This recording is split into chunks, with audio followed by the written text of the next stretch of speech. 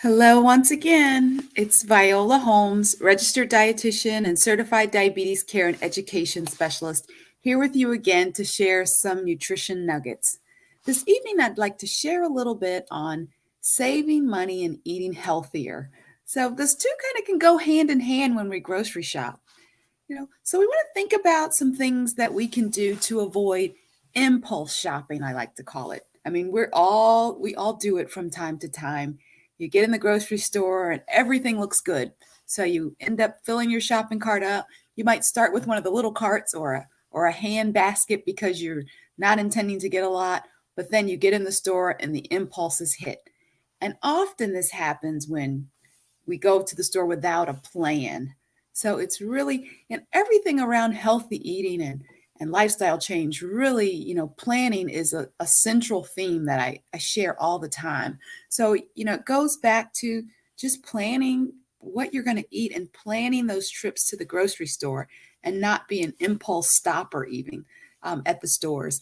It's a great way just to, keep the calories down and those higher fat foods down, as well as, again, to save money. And we all, I'm sure, want to save money these days. I mean, just a couple of bags in the grocery store and the price is, almost double, it seems, of what it used to be last year at this time. So the strategies to save and to eat healthier and to stay healthy these days, is real important. So think about making a shopping list. And what I find works best for a lot of people is that they don't necessarily wait until they get ready to go to the store to write out the shopping list, but they throughout the week they jot down things that they need. And they don't go to the store right the next day. You write down 2 items on today. It doesn't mean you have to stop at the store tomorrow, but you just kind of keep this running list so that you can remember everything that you need to get, and that also, it'll take less time to prepare your list because you'll already in advance know those things that you want to get. So start jotting it down. If you like to keep, your phone in hand, like a lot of people do these days, create the list on your telephone. And at least, if you are out and you have a little extra time, you won't go in the store just on impulse, but you will have a list with you. And the great thing too about keeping a list in your phone, if you enjoy using your phone, is that a lot of the major chains, the grocery stores, have a shopping list built into their app. So I would encourage you too, if you do use your phone and you've not used grocery store apps, to download the apps for the, 2 or 3 stores that maybe you go to the most, because there are extra coupons on those apps. So you can create your list there. You can add the coupon to your list. So it will save you time and it will save you money when you go to the store. So think about, or maybe for you, you have a family to consider and you do a lot of meal planning already. So you might need to, to set that time aside if it's Friday evening or if it's, Sunday evening, to plan out the list. First, plan what the meals will be for the week. That's always a great first step, to think about what are we having, and then create that list and really try to stick with that list so that, again, you're not going to do the impulses and just grabbing things. And then, the pantry and the freezers end up being full of things that you never really get to because it's been a lot of unplanned shopping. So again, think about, this using an app, and using those coupons and everything that goes along with that store app to help you. So make the list, find a creative way that works for you. For me, honestly, like I will use my phone for coupons, but I'm afraid I'm going to drop my phone when I'm in the store, so I don't put a list on it. I like sticky notes and to start the list that way. So whatever works for you, and try different things to do that.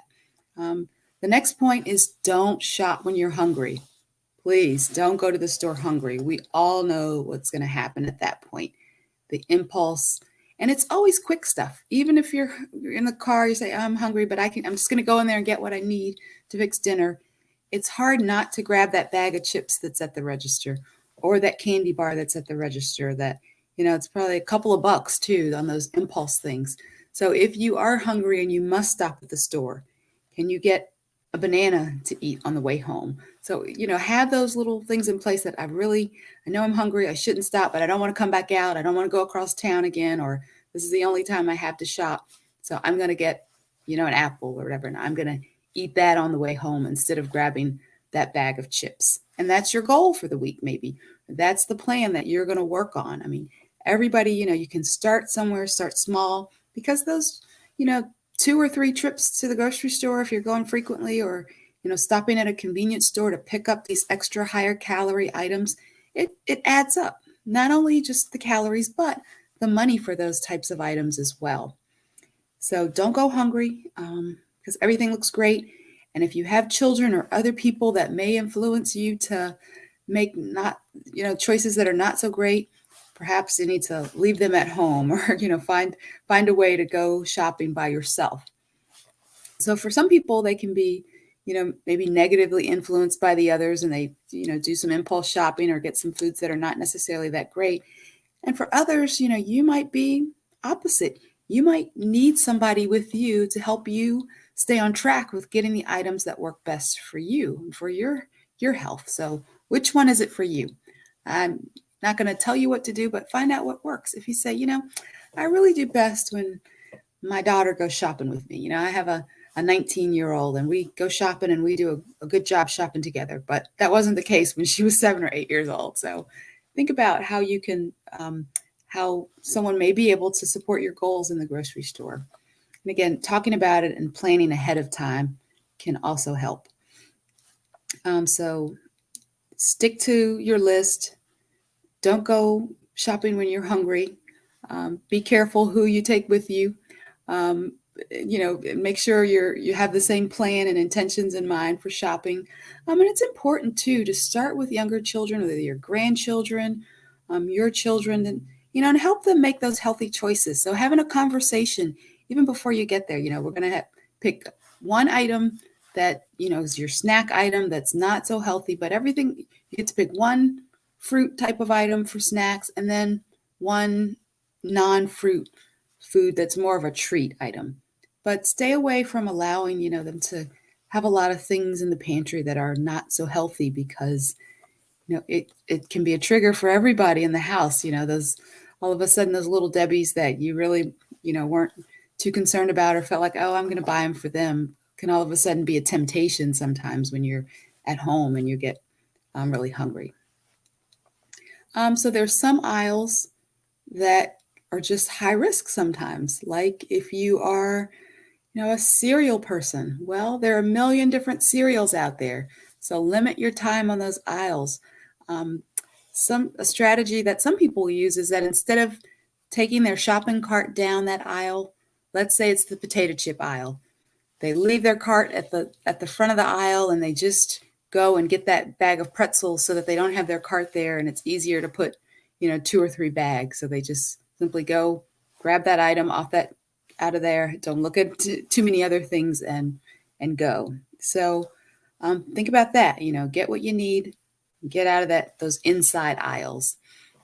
We have a strategy that we talk about often is shopping the perimeter of the grocery store. So that's the outsides. And think about the store that you go to most often. If you were to shop the perimeter, you go in the door and you just start around the outside walls of the store. Could you get everything that you need for your meals and your snacks by staying on the outside? A lot of grocery stores, you walk in the door and there's the produce section. And then you might go from the produce section on the right wall, you go to the back and you get more into your meats, right? Fresh meats. And then you're going to get to maybe more of those processed kind of meats. And then along that back wall, there's usually some dairy, your eggs, cheeses, milks, and you come around, you're still going up the wall. You're still getting, some juices and things like that. And I think I've said eggs already, but the perimeter gives you almost everything that you need to plan your meals. You have fruits, you have vegetables, protein, dairy, yogurts, things like that. And then you get to a freezer section usually that's close. Freezer sections usually start kind of the next aisle to get some frozen things. But could you shop the perimeter of your store and get everything that you need? Yes and no, probably, right? Because if everything is fresh on those perimeters, then we think about cost sometimes. And if we want to save money, certainly it's not realistic, particularly this time of year too, to get all fresh produce. The choices are limited. The prices seem to be higher. So we'll need to go and get some frozen items and even some canned things to get that variety in. But think about, can I stay on the outside of the store most of the time and limit the amount of time I'm on those inside aisles that have some high risk foods and that have some things that maybe are not so healthy sometimes. So again, but for saving money, we're all, getting some frozen, getting some canned items is perfectly okay. There can look for things with no added salt if you can, or natural and no added sugar if it's canned fruit. So there are options out there, and look for what's in season for prices. So just another minute. So what about those favorite foods? What about those things that, not always the most healthful choices, but you want to have it, right? You don't want to feel deprived, because we know what happens when we deprive ourselves. You go to the store, you completely don't have anything that's those kind of treat items that you enjoy. You have nothing. And so then sometimes it backfires, and you might go out and get a couple bags of it the next time, or go to the drive-through and get, large portions of something that wouldn't necessarily, because, you're kind of depriving yourself. So, how can some strategies to handle those foods is important. Could you have a smaller serving, or buy a smaller bag, or can you just get a single serving? I notice now too, like a lot of times, even in the bakeries at grocery stores, there is like one slice of cake that you can purchase, or, one slice of pie that you can purchase instead of getting an entire cake or an entire pie. So is that, once however often, allow yourself that item instead of bringing a big one in the house. That might be something that works for you. So having it less frequently, or having a smaller amount, maybe it's that ice cream that you have that, can you just have that half a cup portion size of it if you bring it in the house? So think about what it is you really want to have and how you can minimize the amount that you have. And we always, we've talked about, I think before, using those smaller plates and bowls for some of those items that are less healthful. So think about, so the tips for shopping, for not impulse buying. Think about this next week to start creating your list, to come up with your plan before you go to the store. Stick with that plan. Try not to go when you're hungry at all costs. Try to go at a different time, and see if you can shop that perimeter of the store. And for the items that are, something that you really want to have, you don't want to feel deprived, what's your strategy when you get that home for having, smaller amounts, or not having it as often?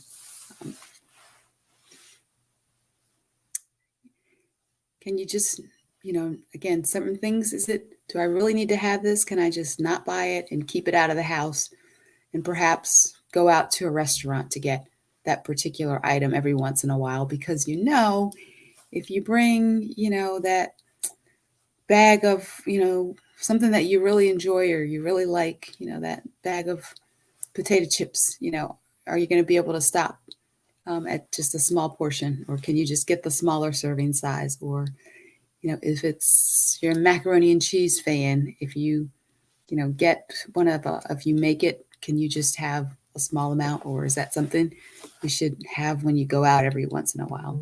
So think about the strategy that's going to work for you, and think about making some small swaps. So until next time, think about those shopping strategies that can save you money and save you calories. And I look forward to talking to you next time. And please send any questions that you have, or any topics or anything that you would like for me to cover. Please send those on and let us know. Until next time, be healthy, be safe, and take care. God bless.